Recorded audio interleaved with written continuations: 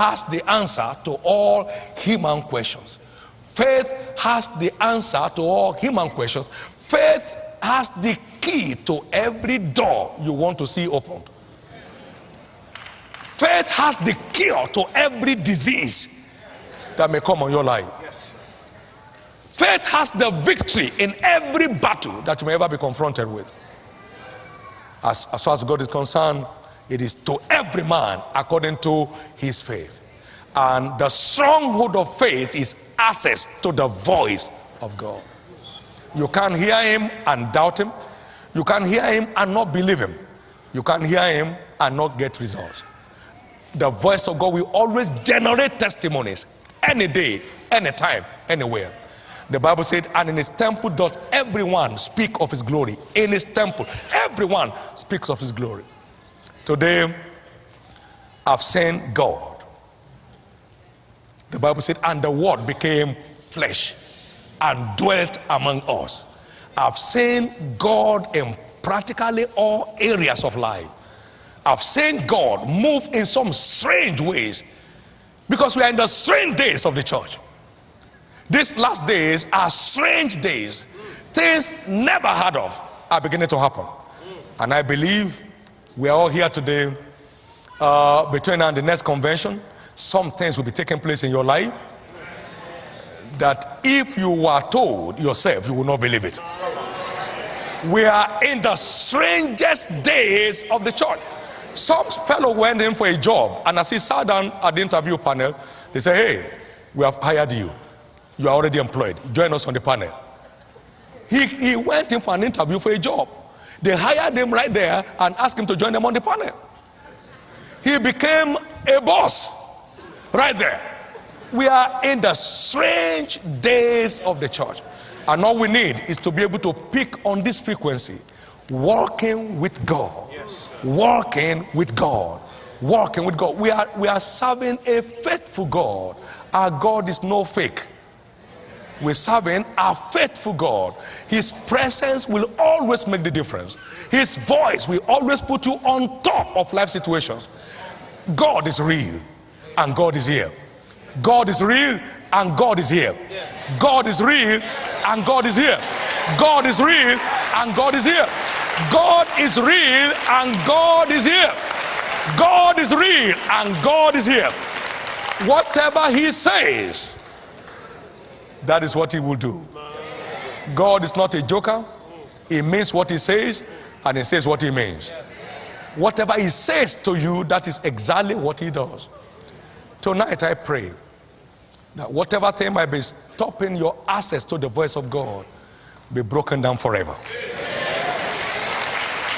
As you pick his word, may his voice continue to thunder from the pages of scriptures to you. And as you see that, you'll find things working. Every day of my life, God has directed my steps, and I've seen the difference. It's effortless. It's struggle-free. You can be free from all struggles. It's effortless. It's struggle-free. We built our second university all out of the blessings of God, out of reserves. Blessings of God. You don't have enough room to take them.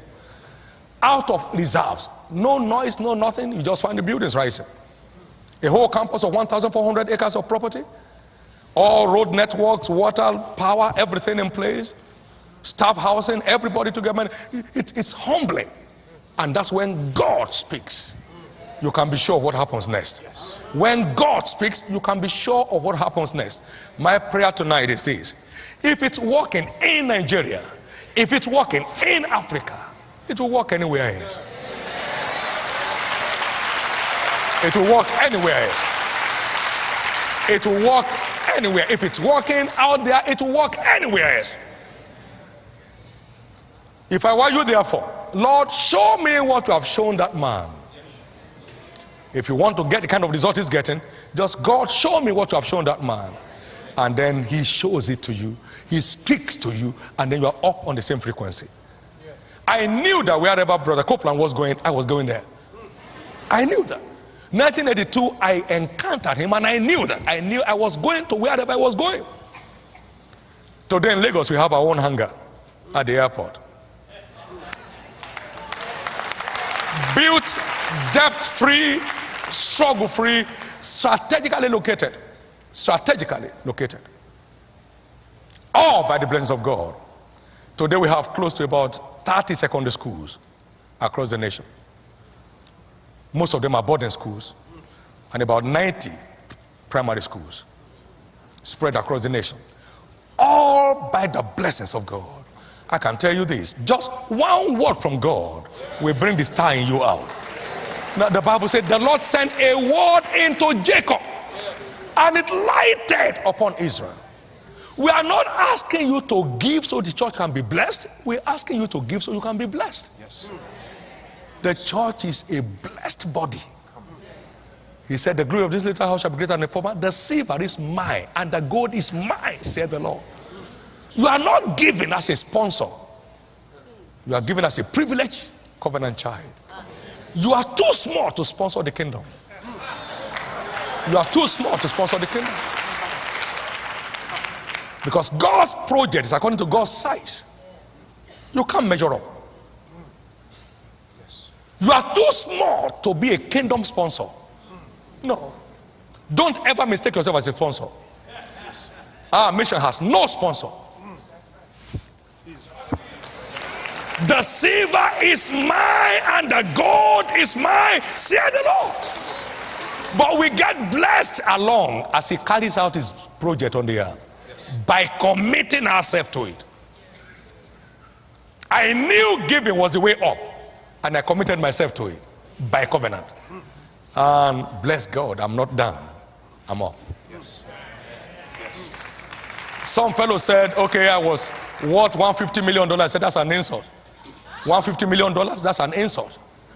I'm worth Philippians 4:19. My God shall supply all my needs according to his riches in glory by Christ Jesus. 150 million too small. That can be.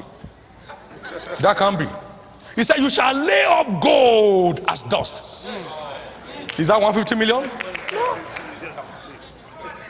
And check it out. Please check it out as I close. Check it out. Now, giving does not automatically result into prosperity. You have to be spiritual for your giving to command returns. You have to be spiritual. Now, hear what he says. He said, receive, I pray thee, the law from his mouth, and lay up his words in your heart. If you return to the Almighty, you'll be built up. Then you shall put iniquity far from your tabernacle. Then shall you lay up gold as dust. Job 22 verse 21 to 26. Then shall ye lay up gold as dust. So God is not interested in your donations. It is poor people that need donations. The earth is the Lord and the fullness thereof. God does not need no donation from you. Your giving is a spiritual transaction, not a donation. And when it's acceptable, the returns become obvious. It's so important. We need to be spiritual. Church is not a bank where anything you bring is acceptable. You must give it correctly before it's acceptable. Yes. There are many givers who are frustrated. Why? They are giving off spiritual frequency. They are giving off spiritual frequency. Yes. He said, you shall take iniquity far from you. You can't be cheating on your company and say you are giving. You can't be in drug business, destroying destinies, and say you are giving. These are all things. People need to know it. He said, it will purify us, then will our sacrifices be acceptable unto God. Malachi chapter 3, verse 1 to 5. So we need to have a spiritual root to assess our inheritance. Hear what Paul said. He said, I commend you to God and to the word of his grace, which is able to build you up and give your inheritance among them which are sanctified. So you don't have inheritance without a commitment to sanctification. Come on now. You don't have no inheritance. Acts chapter 20 and verse 32. You have no inheritance except you are committed to sanctification as a lifestyle. Striving to please God in the spirit. Walking in love. Not robbing people. then you are up running. We need to wake up to this. Can I tell you this? God is going to prosper the end time church in a most dangerous way. I know that. I know God will prosper. We are in the golden age of the church. Hear what he said. He said,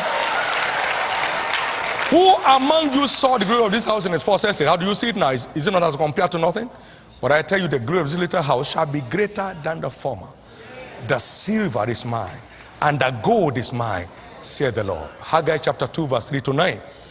And then in Malachi chapter 3, he said, in that day when I make up my jewels, they shall be mine. So there is a day of kingdom economy.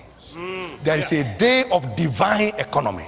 Malachi chapter 3, verse 17. Now, you see, we are in that day when God's treasures will be unleashed on the earth to those who are truly serving God. Then shall you return and discern between the righteous and the wicked, between them that serve God and them that serve him not. Malachi chapter 3, verse 17 and 18. So it's time for us to clean up. I say it's time to clean up. I say it's time to clean up. It's time to clean up so that our sacrifices can be acceptable to God. It's time to clean up so that our tithes and offerings can ascend to God as a sweet smelling savour. It's time to clean up. God receives my offerings and it shows in my life. God accepts my sacrifices and it shows in my life. The truth is this, I have never had to pray for food. I've never had to pray for payment of bills. I've never had to. When it's acceptable, it's acceptable. My prayer is this, that beginning from now, your offerings, your sacrifices shall be acceptable to God. My God said, if you do what I'm asking you to do, you will lay up gold as dust, and the gold of Ophir as the stones of the brooks. He said, yea, the Almighty shall be thy defense, and thou shalt have what? Plenty of silver. Plenty. We are in the days of strange plenty. Strange plenty. We are in the days of strange plenty. By the grace of God, we're starting up our third university very shortly. Activity is about to kick up because we want to remain the light of the world. We want to be part of putting smiles on the face of people. They need it, and if he sent us to offer it, let's go ahead and do it.